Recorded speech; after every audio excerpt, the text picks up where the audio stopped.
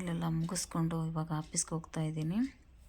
ಆಫೀಸಲ್ಲಿ ಕೆಲಸ ಎಲ್ಲ ಮುಗಿಸ್ಕೊಂಡು ಸಂಜೆ ಮತ್ತೆ ಮನೆಗೆ ಬಂದು ತಿನ್ನೋಕ್ಕೇನಾದರೂ ಮಾಡಿಕೊಡಮ್ಮ ಅಂತ ಹೇಳಿದ್ಲು. ಹಂಗಾಗಿ ನಾನಿಲ್ಲಿ ಆಲೂಗಡ್ಡೆ ಫ್ರೈನ ಮಾಡ್ತಾಯಿದ್ದೀನಿ. ಆಲೂಗಡ್ಡೆ ಫ್ರೈನ ಮಾಡ್ತಾಯಿದ್ದೀನಿ. ಇದಾದ ನಂತರ ಮತ್ತೆ ನಮ್ಮ ಮನೆಯವ್ರಿಗೆ ನನಗೆ ಅಂತ ಒಂದು ಸ್ವಲ್ಪ ಚಹಾ ಮಾಡಿಕೊಂಡೆ. ಮಕ್ಕಳಿಗೂ ತಿನ್ನೋಕೊಟ್ಟು ನಾವು ಒಂದು ಸ್ವಲ್ಪ ಇದನ್ನೇ ತಿಂದ್ಕೊಂಡು ನಾನು ನಮ್ಮ ಮನೆಯವರು ಟೀ ಕುಡಿತಾಯಿದ್ದೀವಿ. ಟೀನ ಕುಡ್ಕೊಂಡ್ಬಿಟ್ಟು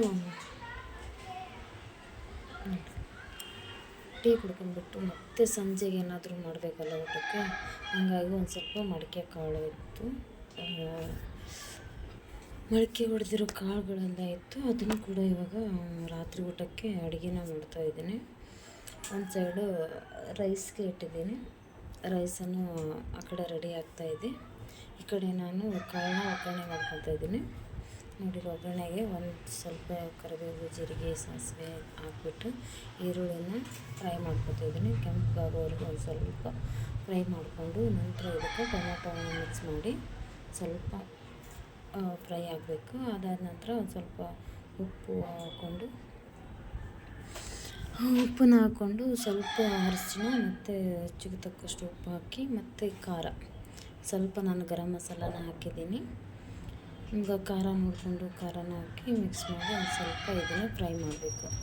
ನೆನೆಸಿರೋ ಕಾಳಲ್ವ, ನೀರೇನು ಹಾಕೋಬೇಡ, ಹಂಗೇ ಒಂದು ಸ್ವಲ್ಪ ಫ್ರೈ ಮಾಡಿ ಮುಚ್ಚಳ ಮುಚ್ಚಿ ಒಂದು 5 ನಿಮಿಷ ಹಾಗೆ ಬಿಡಬೇಕು. ಲೋ ಫ್ಲೇಮಲ್ಲೇ ಇದನ್ನು ಮುಚ್ಚಿಟ್ರೆ ಕಾಳು ರೆಡಿ ಆಗುತ್ತೆ. ಈ ಕಡೆ ಅನ್ನನೂ ಕೂಡ ರೆಡಿ ಆಗ್ತಾಯಿದೆ. ಆಲ್ಮೋಸ್ಟ್ ಅದನ್ನು ರೆಡಿ ಆಯಿತು. ಈ ಕಡೆ ಕಾಳನ್ನು ರೆಡಿ ಆಯಿತು.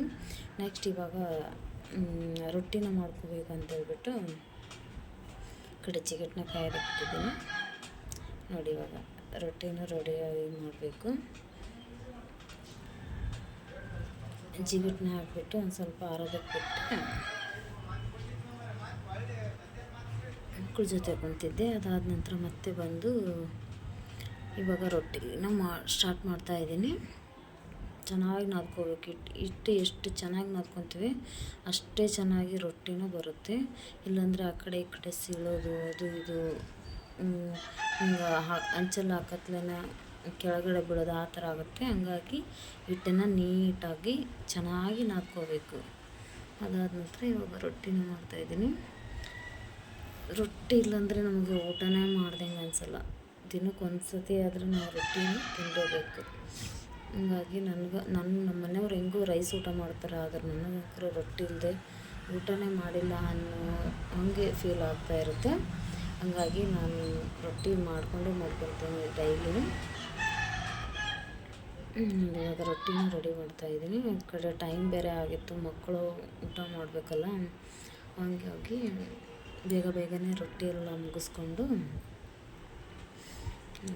ರೊಟ್ಟಿನೂ ರೆಡಿ ಆಯಿತು.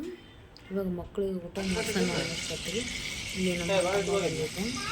ಮನೆಯವ್ರು ಸ್ವಲ್ಪ ಚಿಕನ್ ಆದರೂ ಮಾಡೋಣ ಅಂತ ಹೇಳ್ಬಿಟ್ಟು ಚಿಕನ್ನ ತರಿಸಿ ರೆಡಿ ಮಾಡಿಸ್ತಾ ಇದ್ದಾರೆ. ನನ್ನ ಮಗಳು ಹೆಲ್ಪ್ ಮಾಡ್ತಾ ಇದ್ದಾಳೆ. ಚಿಕನ್ ರೆಡಿ ಆಗಿದೆ. ಚಿಕನ್ ಕೂಡ ರೆಡಿ ಆಯಿತು. ಈಗ ಪೀಸ್ ಬೇಕಾ? ಮಾಡಿಸ್ತಾ ಇದ್ದೀನಿ. ಅವರು ರೊಟ್ಟಿ ಮಾಡಿದ್ನಲ್ವ, ಅದಕ್ಕೆ ಚಿಕನ್ ಗ್ರೇವಿನ ಹಾಕೊಂಡು ರೊಟ್ಟಿ ಚಿಕನ್ ಸಾರು. ನಾನು ಕೂಡ ಊಟ ಮಾಡ್ಬೇಕಂತೇಳಿ ರೆಡಿ ಮಾಡಿಕೊಂಡು ಊಟ ಮಾಡ್ತಾಯಿದ್ದೀನಿ. ನಾನು ಕೂಡ ಥ್ಯಾಂಕ್ ಯು ಫಾರ್ ವಾಚಿಂಗ್. ಹೀಗೆ ನನ್ನ ಚಾನಲ್ ನೋಡ್ತಾ ಇರಿ, ಸಬ್ಸ್ಕ್ರೈಬ್ ಮಾಡಿ. Thank you.